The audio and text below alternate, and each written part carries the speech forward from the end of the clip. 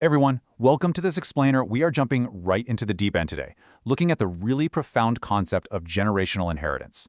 We're going to be breaking down Dr. Susan Edwards' core essay, To the Seventh Generation, and then we're going to zero in on how resistance and reform fit into that whole picture. It's a wildly fascinating look at how the actions we take today literally shape the world for people who haven't even been born yet. You know, songwriter Sarah Bareilles actually captures the whole vibe of Dr. Edwards' essay perfectly. In her song Chasing the Sun, she talks about walking through a cemetery and realizing that we are basically suspended right between the dead and the living. It's not just about the end of life. She points out that the symphony of all those past heartbeats means our lives today are meant to be meaningful. It's a pretty serious challenge to make the absolute most of the time we have. And that exact idea is the bedrock of what's known as the seventh generation.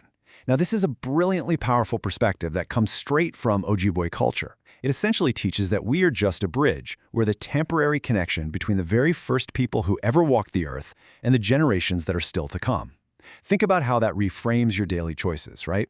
You aren't just deciding things for today, you're making choices for people you are literally never going to meet. Moving into our first section, Inheriting the World. Subtitle, Embracing Our Generational Duty. So, being that bridge, yeah, it's not exactly easy. Tuscarora leader Rick Hill Sr. reminds us that what we inherit is actually an active duty. It's not just some passive benefit we get to sit back and enjoy. We're here to put in the work so the future gets those benefits. And it's so interesting to see this idea pop up across totally different cultural spaces. You have journalist Bill Moyers deciding his legacy needs to be rooted in love, not fear. Then there's columnist Charles Blow, who argues our biggest duty is raising citizens who actively question the world to eliminate injustice. You even see it in a 2019 Nike campaign with Megan Rapinoe challenging kids to stand up for themselves. The big takeaway here, we have to consciously curate exactly what we are passing down.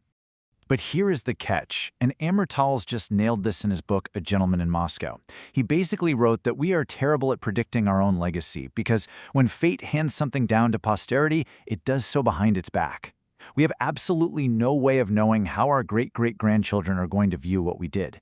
But kind of channeling Amelia Earhart's advice from the source material, we just have to be tenacious. We have to make the hard choice to do our very best anyway. All right, let's hit Theme 5, Resistance. Subtitle, Reform, Rebellion, Revolution.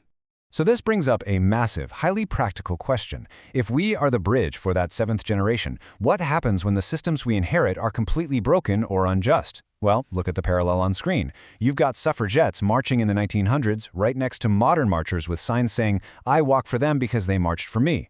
It illustrates the answer so perfectly. Past resistance literally becomes our current inheritance. Sometimes, the most valuable thing we can pass down is simply the courage to push back. Which leads us to Mechanisms of Reform, subtitle, How Societies Transform. Now, it's really important to understand that resistance is absolutely not just chaos. It's actually a highly structured mechanism for driving social change. If we look at academic frameworks like Birchber-Berglow's 2018 handbook, it breaks it down clearly. You have social movements that shift public consciousness, revolutions that radically overturn those broken inherited systems, and social transformation that steps in to sustain the new norms. This is the exact blueprint for how societies actively and methodically refuse to pass down injustice. And we see these academic mechanisms playing out in the real world constantly. Take a look at modern border protests, for example. This is a real-world case study of citizens actively questioning the inherited political boundaries of the past, right? They are demanding a totally different territorial reality for tomorrow.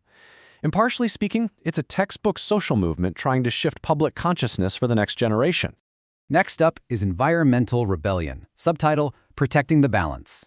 But hey, resistance isn't just about political borders or social structures. Sometimes the legacy we are desperately fighting to preserve is the physical Earth itself. Because let's face it, if the environment collapses, there is no bridge left to cross. Back in the mid-20th century, the indiscriminate use of household chemicals was quietly wrecking the environmental balance. So, Rachel Carson drops her landmark 1962 book, Silent Spring. By exposing those dangers to the public, her writing became this massive act of rebellion against the status quo. She was literally fighting to make sure our natural bridge wouldn't be poisoned. And this loops right back beautifully to the indigenous wisdom we started with today. Carson's environmental work deeply echoes the teachings of Onondaga faithkeeper Oren Lyons. He always stressed the absolute vital importance of preserving the land, just like a fragile seedling, so that future generations actually have a world where they can enjoy the culture and life we leave behind. The physical environment is the absolute, non-negotiable foundation of the seventh generation's inheritance. All right, final section now, curating our legacy. Subtitle, Andia's Ion, or Where Are You Going? So what's the big takeaway here? Ultimately, it all boils down to our personal responsibility. Whether you realize it or not, your daily actions are actively writing the history books for tomorrow. We have to view our time here as a bridge. We inherit a strict responsibility to work hard, to use structured resistance to fix broken systems, and to fight for environmental reform so the future has ground to walk on. We have to question the world to eliminate injustice, ensuring that what we finally hand over is rooted in fairness. Which leaves us with one final, pretty striking question from Dr. Edwards' essay.